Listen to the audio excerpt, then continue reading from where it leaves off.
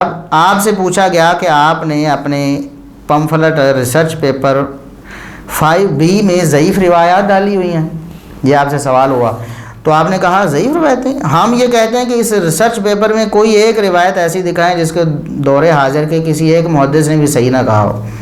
ضعیف روایت ہے۔ ہم یہ کہتے ہیں کہ اس 5B ریسرچ پیپر میں کوئی ایک روایت ایسی دکھائیں جس کو دور حاضر میں کسی محدث نے صحیح نہ کہا ہو۔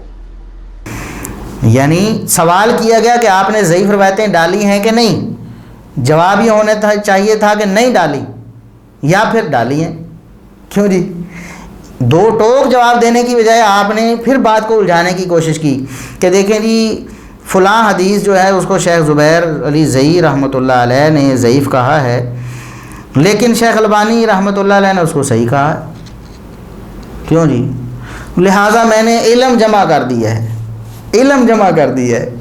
یہ کون سا علم ہے مرزا صاحب؟ وہی روایت اگر کوئی بیان کرے، اگر وہ عباس رضوی صاحب بیان کریں، ایک جگہ کسی روایت ضعیف کو بیان کریں اپنے حق میں، دوسری جگہ اس کو ریجیکٹ کریں، تو آپ کہتے ہیں یہ دوغلی پالیسی ہے، یہ اہل حق کو زیبا نہیں ہے، یہ تو آزاد بیانی ہے۔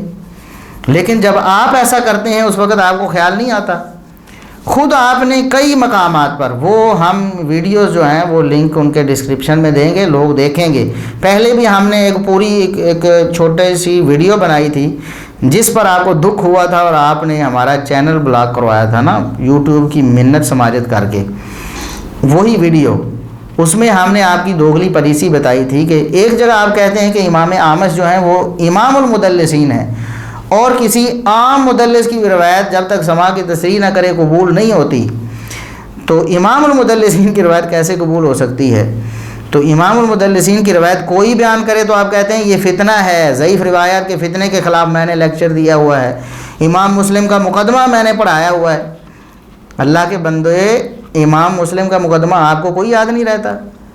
امام مسلم نے کیا ایسا اصول لکھا ہے کہ مدلس کی روایت جب آپ کے حق میں آ رہی ہو تو اس کو علم کہہ کے جمع کر دیں، اوپر سر ورق پہ لکھ دیں کہ صحیح الاسناد روایتیں ہیں؟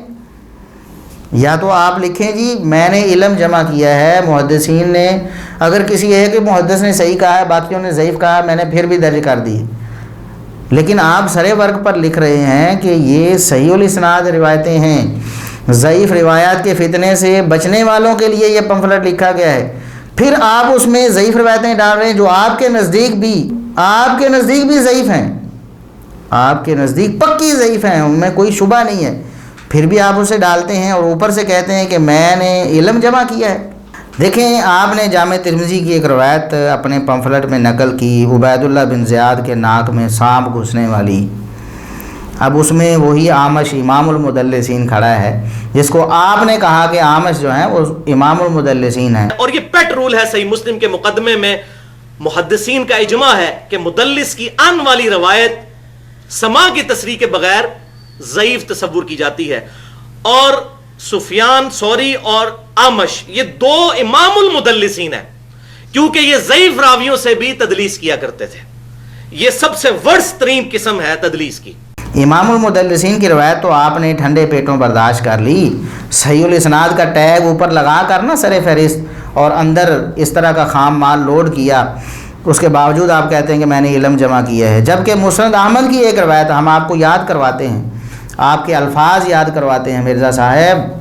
آپ نے کہا کہ مسند احمد کی ایک روایت ہے جس میں حسنی بصری مدلس ہیں، اور علامہ البانی رحمۃ اللہ علیہ نے اس کو صحیح کہہ دیا یا اس کو حسن مان لیا۔ آپ نے کہا ان کا موقف باطل ہے، یہ جعلی روایت ہے۔ حسن بصری کو آپ نے امام المدلسین نہیں کہا، امام المدلسین تو آپ نے امام اعمش کو کہا ہے نا، امام اعمش کو امام المدلسین کہا ہے، تو حسن بصری تو بیچارے عام مدلس ہوں گے نا۔ تو حسن بصری آپ نے کہا کہ حسن بصری کی تدلیس ہے، یہ روایت جعلی ہے، اور علامہ البانی رحمۃ اللہ علیہ کا موقف باطل ہے، باطل کے لفظ آپ نے بولے، موقف باطل ہے۔ لیکن اپنے پمفلٹ میں جب آپ نے امام المدلسین کی روایت ڈال دی اور سماع کی تصریح نہیں تھی تو آپ نے اسے کہا یہ علم ہے۔ صحیح کہنے والے وہی البانی صاحب ہیں جو مسند احمد کی روایت کو صحیح کہتے ہیں تدلیس والی کو، اور آپ کہتے ہیں یہ جعلی روایت ہے۔ یہ فتنہ ہے اور اس سے بچنا چاہیے اور یہ باطل موقف ہے. اور وہی البانی صاحب اسی تدلیس کی وجہ سے اور امام المدلسین کی تدلیس کو نظر انداز کر کے اس روایت کو صحیح کہتے ہیں. تو آپ پھر بھی کہتے ہیں میں نے علم جمع کیا ہے. دیکھیں ہمارا اختلاف اس بات پہ نہیں ہے کہ آپ نے روایت کیوں لکھی ہے، ہمارا اختلاف یہ ہے کہ آپ نے جھوٹ کیوں بولا ہے. جھوٹ یہ ہے کہ آپ نے سرے ورق پر لکھا کہ ضعیف الاسناد روایات سے پاک ہے یہ پمفلٹ، جبکہ آپ بھی کہتے ہیں محدثین کا یہ پیٹ رول ہے. آپ کے الفاظ ہیں نا، وہ لنک ڈسکرپشن میں آپ دیکھ لیں، وہ ویڈیو پوری ہم نے ڈال دی آپ کی دوگلی پالیسی والی.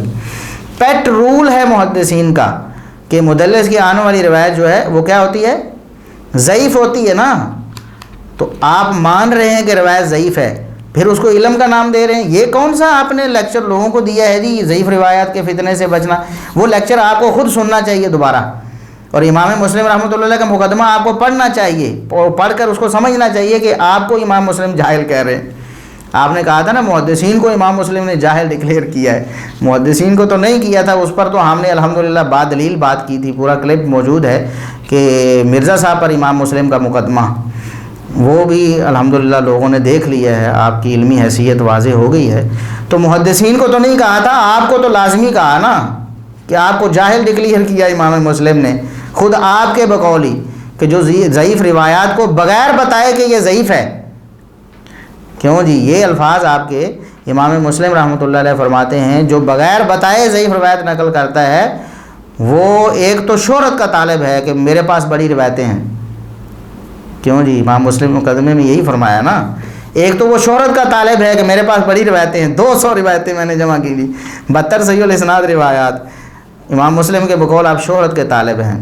اور دوسرا امام مسلم نے آپ کو جاہل ڈکلیئر کیا ہے اس لیے کہ آپ کو یہ نہیں پتہ کہ ضعیف روایت دین میں فتنہ ہوتی ہیں، اور اس فتنے کو آپ علم کا نام دے رہے ہیں. ہٹ درمی تو یہ ہے، ہٹ درمی پر مبنی ہے. مرزا صاحب آپ کا رویہ، آپ کو چاہیے تھا کہ آپ اعلانیہ رجوع کرتے، یا تو اپنے پمفلٹ کے شروع سے وہ صحیح الاسناد والی بات ختم کر دیتے کہ ضعیف الاسناد روایت سے پاک ہے، یا پھر وہ روایت نکال دیتے.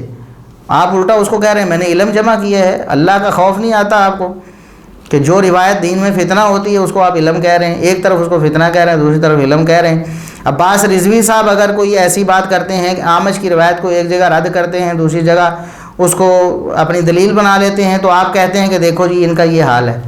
اور خود آپ ایک جگہ اس کو امام المدلسین کہہ رہے ہیں اور روایت کو رد کر رہے ہیں، اور دوسری جگہ آپ اس کو پمفلٹ میں درج کر رہے ہیں اور لوگوں کو سنا رہے ہیں، تو آپ کہتے ہیں کہ یہ ٹھیک ہے، یہ علم جمع کیا ہے. یہ آپ کی ہٹ درمی ہے مرزا صاحب، آپ کو اس سے باز آنا ہوگا.